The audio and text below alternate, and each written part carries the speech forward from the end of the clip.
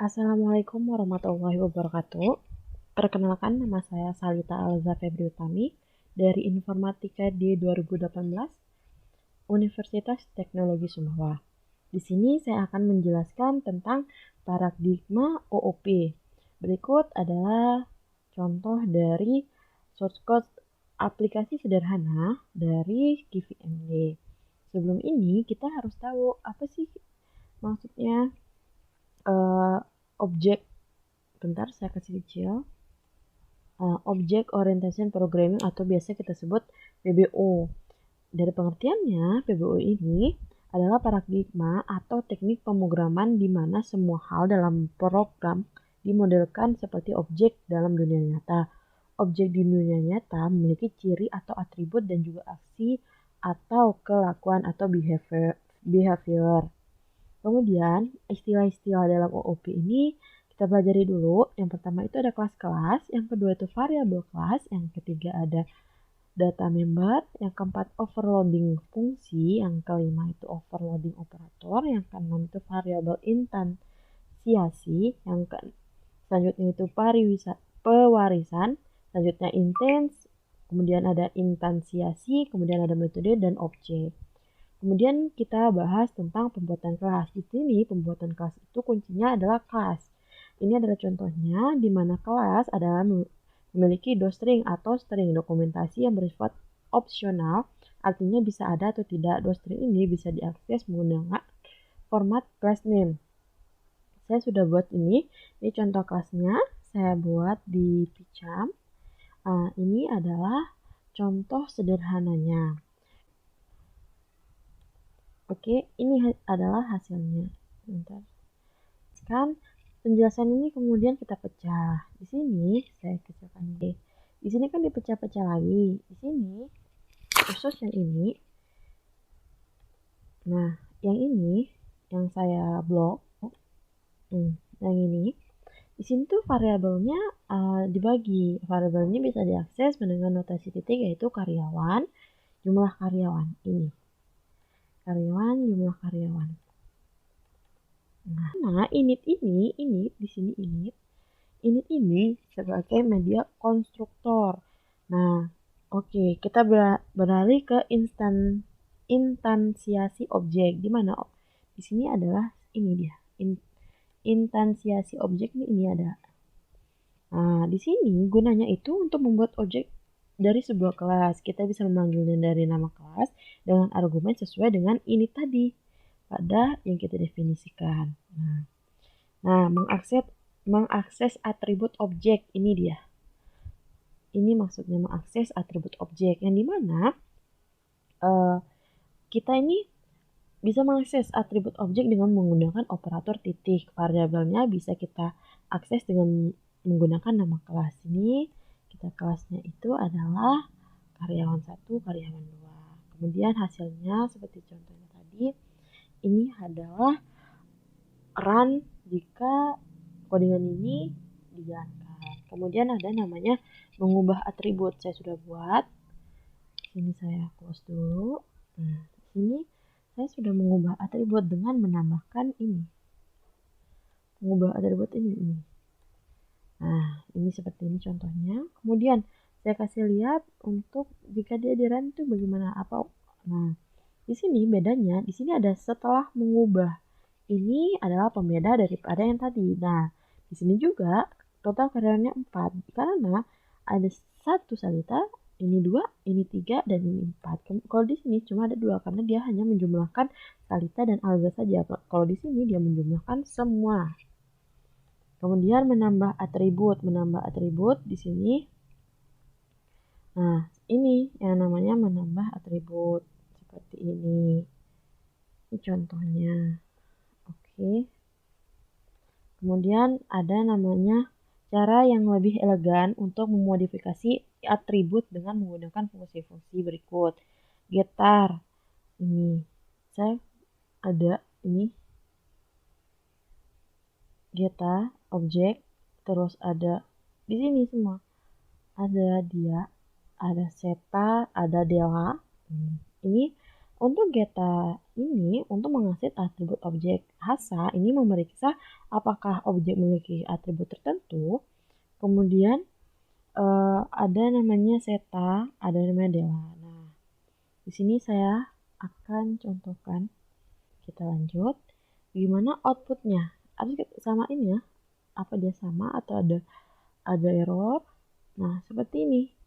Ini adalah hasil dari gaji ini. Saya beri nama foldernya atau filenya itu gaji. Nah, untuk ini, dimana hasilnya Bambang. Di sini Bambang saya ubah menjadi Utami. Ini tidak ada untuk line. Atribut kelas built-in. Dimana di sini ada atributnya ada dict. Dict ini dictionary yang berisi namespace dari kelas. Kemudian ada doc ini adalah string dokumentasi. Kemudian ada name adalah nama kelas.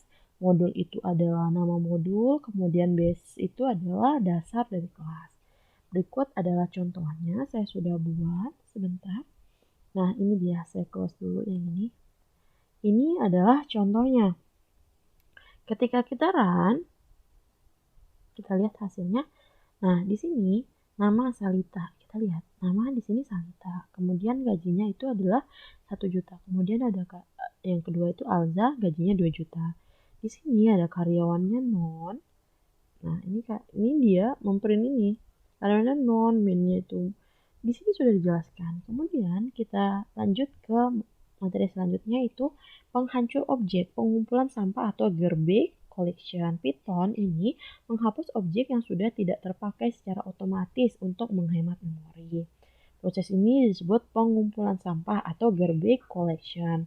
Kolektor sampah ini Python terus berjalan pada saat program dieksekusi dan dipicu pada saat tidak ada lagi referensi atau variabel yang merujuk objek. Kemudian di sini Python ini menghapus objek secara otomatis tanpa ada pemberitahuan. Kita bisa menggunakan sebuah mode khusus yaitu del yang sering disebut destruktor akan dipanggil apabila sebuah objek akan dihapuskan di Python. Ini contohnya, saya sudah buat contohnya di sini. Sebentar, ini ada menghapus. Nah, saya close dulu yang ini.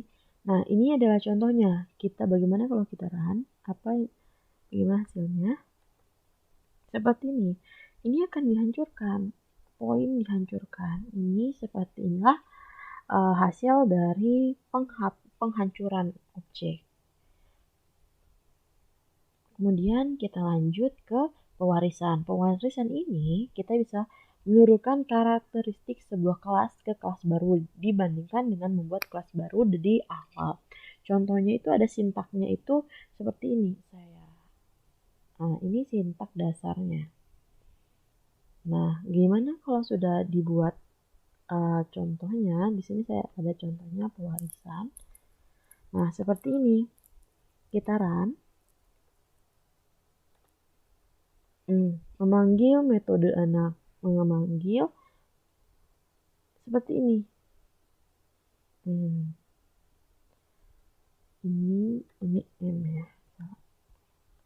Kita ulang. Biar ini. Nah, memanggil metode anak memanggil atribut induk. Seperti inilah hasilnya. Kemudian di sini ada cara yang sama. Nah, di sini kita bisa menggunakan fungsi if sub class atau instance untuk memeriksa relasi antara dua kelas atau objek, di mana fungsi in subtext ini memiliki true jika sub menggunakan anak dari sub. Kemudian fungsi in is instance ini mengembalikan true pada objek adalah instance dari kelas atau subkelas dari kelas. Kemudian ada metode overriding. Apa sih maksudnya? Kita bisa mengabaikan fungsi dari dalam kelas anak. Alasannya untuk melakukan overriding adalah karena kita memodifikasi atau mengubah metode yang diturunkan dari kelas induk menjadi ke kelas anak. Seperti ini contohnya. Sebentar, overriding. Nah, seperti ini. Nah, kita run. Nah, metode kelas anak seperti inilah contohnya. Di mana, perhatikan contoh di atas ini, bagaimana kita mengabaikan metode induk dan mendefinisikan sendiri metode dengan nama kelas anak. Nah, kita bahas lagi overloading metode, di mana metode deskripsi contoh di sini ini self arc ini artinya konstruktor, del ini destruktor, rep ini representasi string yang bisa dievaluasi, kemudian str ini representasi string yang akan kita cetak, yang bisa kita cetak, kemudian cmp ini membandingkan objek. Nah, overloading operator misalnya kita membuat sebuah objek kelas. Nah, seperti ini kita menggunakan metode add. Ini saya sudah buat contohnya, ini kita close. Seperti ini kita run. Nah, vektornya adalah 9 sama 8. Dan namanya penyembunyian data, di mana sebuah atribut bisa dibuat terlihat apapun tersembunyi dari luar kelas. Contohnya itu ada di data heading. Di sini saya close, saya run. Data heading ini 1 dengan 2, itulah hasilnya. Python melindungi atribut dengan mengubah nama. Kita bisa mengaksesnya dengan objek kelas name, atribut name sebagai berikut. Ini adalah contohnya. Kemudian kita bahas lagi tentang dasar dari OOP. Nah, ini sudah saya buat contohnya dari KVMD. Nah, kita tarik kesimpulan. Format Python ini atau pemrograman Python dengan framework KVM menggunakan paradigma OOP.